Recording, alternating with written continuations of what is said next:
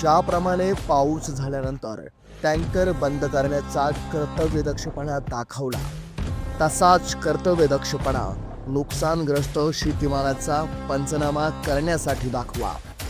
त्याच्यामुळे तहसीलदार साहेबांना विनंती आहे, तुम्ही पाऊस पडला आणि 2च तासामध्ये या ठिकाणी पाण्याचे टँकर बंद करण्यासाठी इथं तुमचे कर्मचारी किंवा संबंधित विभाग पाठवला, तलाठ्यांना पाठवलं. तुम्ही जसं याच्यात एवढं कर्तव्यदक्ष काम करता तसं या ठिकाणी सुद्धा आपला कर्तृत्वपणा दाखवावा.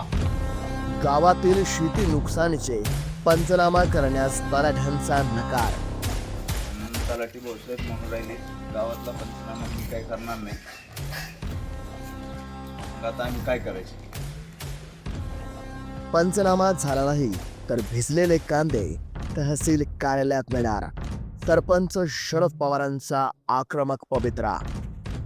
करता दाखवून आमचे प्रवीण सुरवसे यांच्या कांद्याचं जे नुकसान झाले त्याचा पंचनामा करावा. जर लवकरच पंचनामा नाही केला तर हे कांदे घेऊन मी तहसीलमध्ये आमचे सर्व पदाधिकारी आणि संबंधित शेतकऱ्यांना घेऊन येणार आहे. मागील आठवड्यात झालेल्या ढगफुटी सदृश्य पावसाने नगर तालुक्यातील चिचोंडी पाटीलमध्ये शेतीमालाचे मोठ्या प्रमाणात नुकसान झाले. नमस्कार.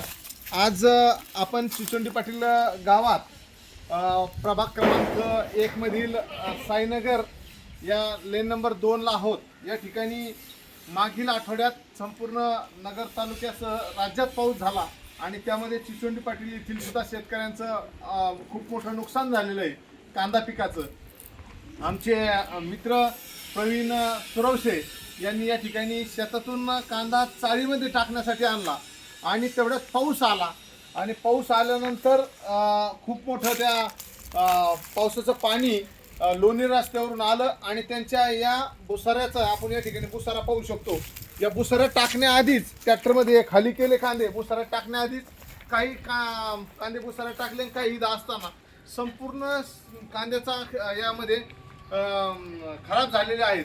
आणि वेळोवेळी तलाठी, सर्कल, त्याचबरोबर कृषी सहाय्यक यांना प्रवीण सुरवसे यांनी संपर्क साधला, मी सुद्धा साधला, तरी सुद्धा ते आलेले नाहीत. आम्ही त्या संदर्भात ते सांगत होते की पंचनाम्याला खूप मोठा शिवार आहे आणि आधी शेतातले हे करायचे, पंचनामे करायचे, मग इथले करायचे. पण या मागील आठवड्यात हा कांदा मी शेतातून घरी आणला, पण पावसाच्या कारणामुळे तो भुसाऱ्यात टाकता नाही आला. दोन्ही रस्त्यावरून जे पावसाचं पाणी आलं ते सगळं भुसाऱ्यात पाणी गेल्यामुळं सगळा कांदा भिजून गेला. तलाठी भाऊसाहेब म्हणून राहिले, गावातला पंचनामा मी काय करणार नाही. मग आता आम्ही काय करायचे? कांद्याची दुर्गंधी सुटू राहिली.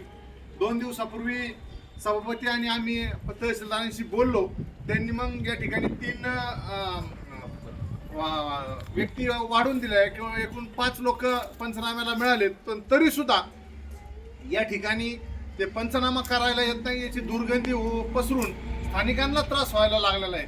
त्याच्यामुळे तहसीलदार साहेबांना विनंती आहे, तुम्ही पाऊस पडला आणि 2च तासामध्ये या ठिकाणी पाण्याचे टँकर बंद करण्यासाठी इथं तुमचे कर्मचारी किंवा संबंधित विभाग पाठवला, तलाठ्यांना पाठवलं. तुम्ही जसं याच्यात एवढं कर्तव्यदक्ष काम करता तसं या ठिकाणी सुद्धा आपला कर्तृत्वपणा दाखवावा आणि आमच्या तत्परता दाखवून आमचे प्रवीण सुरवसे यांच्या कांद्याचं जे नुकसान झाले त्याचा पंचनामा करावा. तुम्ही जर लवकरच पंचनामा नाही केला तर हे कांदे घेऊन मी तहसीलमध्ये आमचे सर्व पदाधिकारी आणि संबंधित शेतकऱ्यांना घेऊन येणार आहे. प्रशासनाकडून तात्काळ पंचनामा करण्याचे आदेश देण्यात आले. मात्र काही ठिकाणी प्रशासनाकडून गावातील नुकसान म्हणून पंचनामा करण्यास टाळाटाळ केली जात असल्याचे दिसून येते. Bureau report, Satyajit Maharashtra, Ahilyanagar.